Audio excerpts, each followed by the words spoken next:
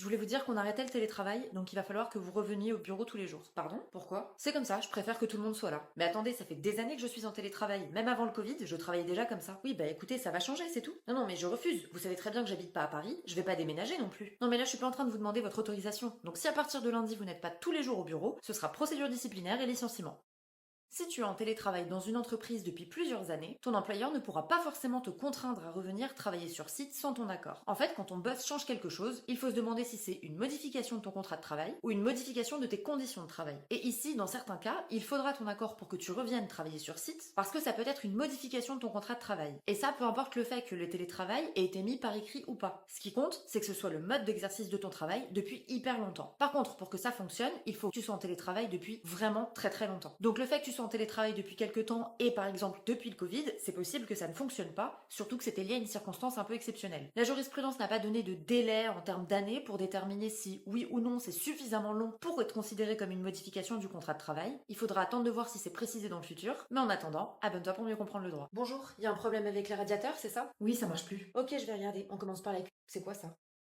C'est mon chien. Mais vous plaisantez, j'espère. Vous savez très bien que les animaux sont interdits dans l'appartement. Je vous l'avais dit lors de la visite en plus. Ah bah désolé, je m'en souviens plus. Non, non, mais me dites pas que c'est un souci de mémoire, c'est écrit dans le bail aussi. Bah écoutez, je savais pas, mais qu'est-ce que vous voulez que je fasse? Je vais pas le jeter dehors, il est là maintenant. Ah si, vous voulez rester dans l'appartement, c'est ce que vous allez faire. Soit vous vous en débarrassez, vous le donnez à quelqu'un d'autre ou j'en sais rien, soit vu que vous respectez pas le bail, je le romps et vous irez habiter ailleurs. Ton propriétaire n'a pas le droit de t'interdire d'avoir des animaux de compagnie dans le logement. Et même si cette interdiction est prévue dans le bail, tu pourras garder ton animal domestique et rester dans l'appartement, puisque cette clause est considérée comme abusive. Elle est donc réputée non écrite, donc on fait comme si elle n'avait jamais existé. Effectivement, c'est écrit dans le bail, mais comme c'est une clause abusive, elle est réputée comme non écrite. Et si on va en justice pour ça, ce n'est pas à vous que le juge donnera raison. Ok, on oublie le bail. Par contre, quand vous êtes arrivé, mon logement, il est absolument nickel. Donc si votre chien, il dégrade quoi que ce soit, je garderai la caution.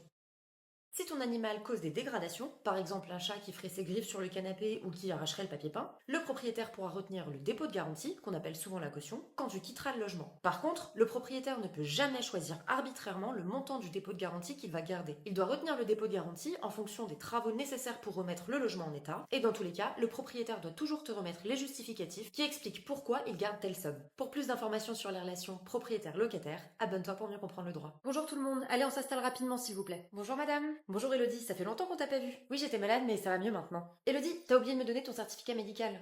J'en ai pas. Ah, bon bah dans ce cas, je dois te mettre 0 au contrôle de la semaine dernière. Mais madame, s'il vous plaît, tu connais les règles. En cas d'absence injustifiée à un contrôle, ça me fait pas plaisir, mais c'est 0.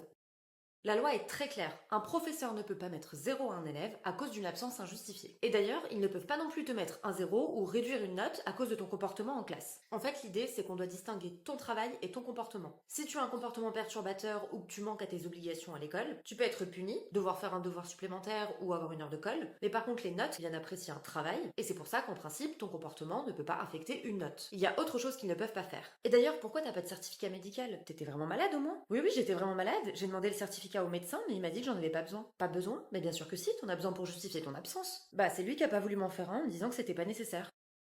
Les seuls cas dans lesquels tu dois fournir un certificat médical à l'école, c'est si tu as eu une maladie contagieuse. Donc par exemple si tu as eu la varicelle, la gale, les oreillons, etc. Mais si ta maladie était hors de cette liste, l'école ne peut pas exiger un certificat médical. Si tu as d'autres questions sur ce qui est légal ou pas à l'école, n'hésite pas à les poser en commentaire. Et en attendant, abonne-toi pour mieux comprendre le droit. Bon bah l'état des lieux est terminé, vous m'avez bien rendu les clés, on a fini. J'ai juste une dernière question, vous pensez me rendre la caution dans combien de temps à peu près? Oh vous inquiétez pas, généralement on va super vite, je pense que d'ici la semaine prochaine ce sera bon. Oui, bonjour, c'est Inès, l'ancienne locataire de la rue du Clos. Vous m'aviez dit que je recevrais ma caution d'ici la fin de la semaine dernière, mais je l'ai toujours pas eue. Est-ce que vous pouvez me dire quand vous me l'enverrez, s'il vous plaît? Merci. Oui, bonjour, c'est encore Inès. L'état des lieux de sortie était il y a 3 semaines et j'ai toujours pas reçu ma caution. Et j'ai aucune information puisque personne me répond ni par téléphone ni par mail. Donc là, je sais pas trop ce qui se passe, mais clairement, il est hors de question que je me fasse arnaquer ma caution. Donc si j'ai pas de nouvelles dans la journée, je vais porter plainte.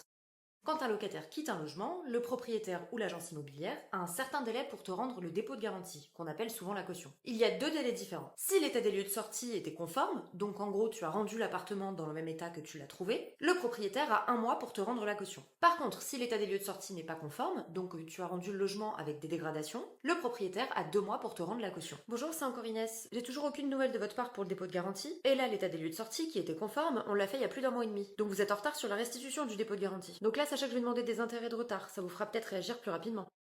Si le propriétaire ne te rend pas la caution dans les délais prévus, tu as le droit à des intérêts de retard. Pour chaque mois de retard commencé, tu as le droit à 10% du loyer mensuel hors charge. Pour plus d'informations sur les relations locataires-propriétaires, abonne-toi pour mieux comprendre le droit. Dites-moi, la femme qui sort de l'appartement tous les matins, c'est qui? Pardon? Bah, y a bien une femme qui est venue chez vous il y a une semaine avec des valises et qui va partir encore. Mais attendez, vous m'espionnez? Alors non, je ne vous espionne pas. Mais je vous rappelle que je suis le propriétaire quand même, hein. Ici c'est chez moi, donc j'ai bien le droit de savoir ce qui s'y passe. Et du coup, qu'est-ce qui vous dérange? Je comprends pas. Bah j'aimerais bien savoir qui c'est cette personne et pourquoi elle vient et elle part 2 fois par jour. Alors même si je suis pas obligée de vous répondre, je vais le faire pour que cette conversation s'arrête. Cette femme, c'est ma sœur qui est arrivée à l'appartement il y a une semaine et qui va y rester un certain temps. Qui va y rester? Comment ça? Elle a plus d'appartement, donc elle va rester chez moi pendant quelques temps. Alors déjà, c'est pas chez vous, mais chez moi. Je vous rappelle que le propriétaire, c'est Bibi. Vous êtes simple locataire. Donc c'est mes règles qui comptent et je ne veux que vous n'hébergiez personne. C'est écrit dans le bail pourtant. Donc peu importe que ce soit des amis, de la famille, je m'en fous. Je ne veux que vous dans l'appartement. Mais attendez, vous n'avez pas le droit de m'imposer ça. Bien sûr que si, j'ai le droit aux dernières nouvelles. Ici c'est chez moi, donc je fais ce que je veux. Donc je vous préviens, hein, si ça se reproduit, je vous vire de l'appartement. Je romprai le bail et je chercherai un nouveau locataire. Ton propriétaire n'a pas le droit de t'interdire d'héberger quelqu'un dans ton logement, et même s'il met cette interdiction dans le bail, tu pourras continuer à rester dans le logement et continuer à héberger la personne chez toi, parce que cette clause dans ton contrat serait considérée comme abusive, donc on va faire comme si elle n'avait jamais existé. Par contre, si tu héberges quelqu'un chez toi, il faut que ce soit à titre gratuit, parce que si tu fais payer un loyer à la personne que tu héberges, ça devient de la sous-location, et dans ce cas-là, l'accord de ton propriétaire est nécessaire. Il y a plein d'autres choses que ton propriétaire n'a pas le droit de t'interdire. Si ça t'intéresse, abonne-toi pour mieux comprendre le droit. Dites-moi, la femme qui sort de l'appartement tous les matins, c'est qui? Pardon? Bah, y a bien une femme qui est venue chez vous il y a une semaine avec des valises